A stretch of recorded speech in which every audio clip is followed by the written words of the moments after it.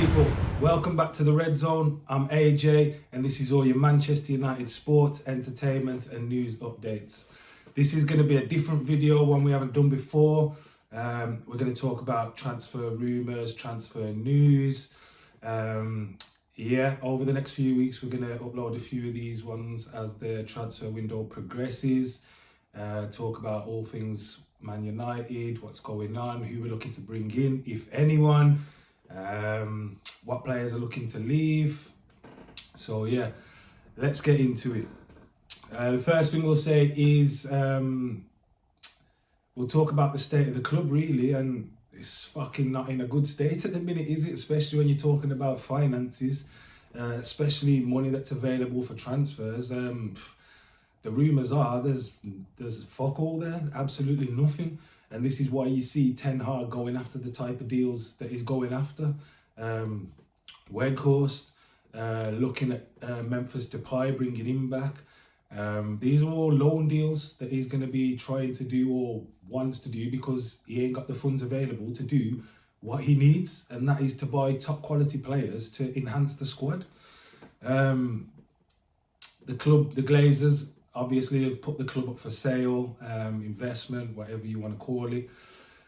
And they've obviously took the stance that while the club's up for sale, they're not investing any more money into the playing squad.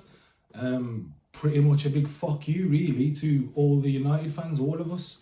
Because where we are right now, how Ten Hag's got us developing, how he's got us playing, the bright outlook that we've actually got for the season for once, he needs to kick on.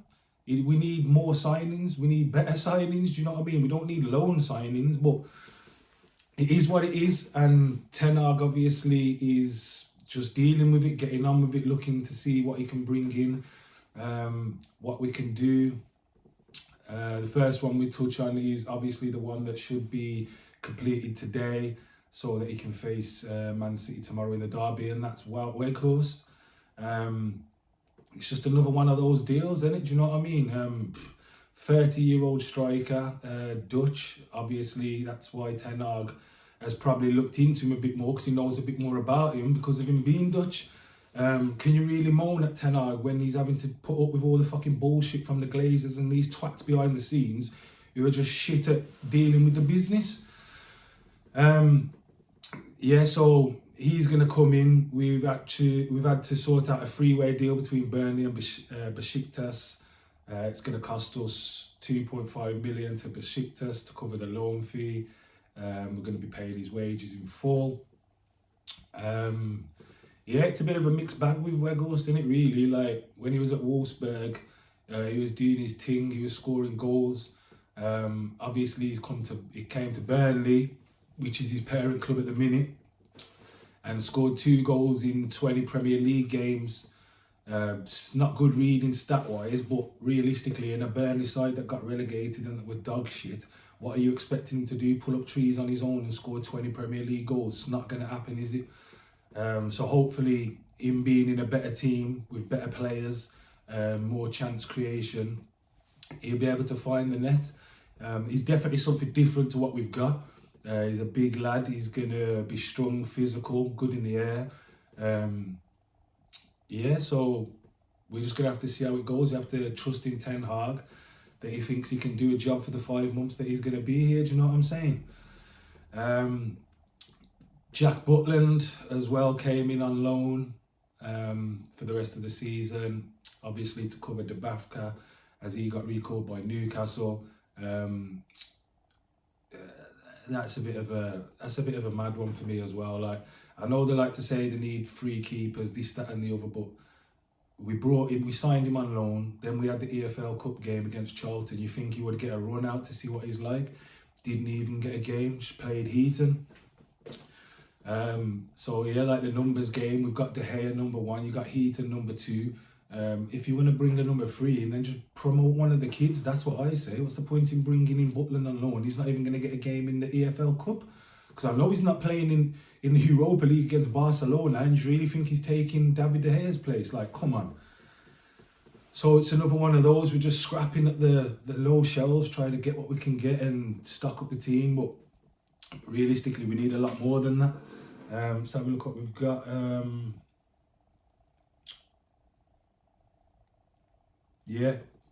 We'll talk about what we missed out on as well. We missed out on Cody Gakpo. That was Ten Hag's #1 target. He wanted him in the summer, but with the Anthony deal, couldn't afford it. So we were planning to get him in January. He wanted to come to United.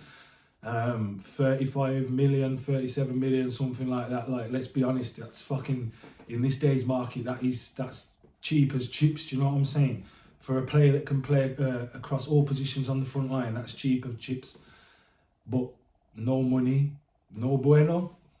So Glazers fucked up that one for ETH, fucked it up for the fans, because we would have loved to have seen Gakpo sign for United. He's gone to Liverpool, arch rival. It's not good, is it? And this is because of the Glazers. João Felix, the loan move, obviously he's gone to Chelsea. Ten Hag was definitely interested in, because there were rumours towards the end of the window in the summer, we put a massive bid in to actually buy the player. So if there was a chance to loan him, regardless if it cost 9-10 mil, it would have been a good thing to do. But we didn't have the funds to do it. Seems like we've only got about 5 million or something like that, because the 9.7 that Chelsea paid, obviously we couldn't do it. So it's like ETH just working with his hands tied behind his back, really. What else can you say? Do you know what I mean?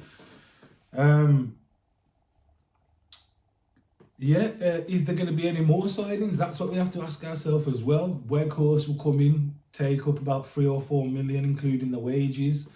How much left is there to bring in what ETH wants? Obviously, we know he wants a right back. We know he wants a centre midfielder. We know he wants another centre back. He's not feeling Harry Maguire, but realistically, are we going to make any more signings this January? We're going to have to wait to see. It's not looking positive, even though we need it to kick on. We're 3rd position in the league, game in hand on Newcastle. So we're fighting for the top 4 there. We're in the Europa League against Barcelona. We're in the Carabao Cup semi-final, which is a good chance of a trophy. And we're in the next round of the FA Cup. And we've got a thin squad thin enough it could dodge the rain, you know what I'm saying? We'll touch on some of the players as well from the club. Like, the club saying there's no money there. Even John Murta coming out saying they're going to look more towards the summer. But realistically, we need players now. So if we need players now, try working on outgoings. There were reports that Wolves are still interested in Aaron Wan-Bissaka. I'm pretty sure you could get 20 million for him there. It's less than half what we paid for him, but what can you say? We have to take a loss on some of these players because of the shit performances and how shit the team's been. Wolves, Aaron Wan-Bissaka, there's 20 mil you could generate. Scott McTominay, there's big reports that Newcastle want to sign him, but there's just been no sign from United that he's even up for transfer or anything like that, whether they'd accept any sort of deal. I'm pretty much the same with McTominay. You could get 20-25 million for him, the type of player he is, the position he plays. There's 45 million total. Who else have we got down here? Harry Maguire was linked with Villa. I don't think that's going to happen, but do you know what I mean? There's another 30 million you could get from there. We're talking like I've just named 70-75 million pounds worth of players that we could sell, and that we could actually sign players that are going to help us push on for the rest of the season. But whether Richard Arnold and John Murta are capable of doing those sorts of deals, that's a different question altogether, innit? Do you know what I'm saying? What else should we say? Yeah, they keep throwing out the names, don't they? You know what they're like. We're not going to sign anyone in January. So what they'll try and do is put the focus onto the summer window, mention names like Kane, Osimhen, Sesko, Kudus. Probably Kudus is the more likely one because of the price value. But knowing how stupid United are, they'll want to sign shirts and go and buy Harry Kane. Midfielders, Enzo Fernandez is not going for anything less than 105 mil. So I don't see that one happening at all. I don't even see that happening in the summer, even though he's a quality player and obviously ETH likes him. Casado, Brighton, that's a possibility, but it's not a possibility for January.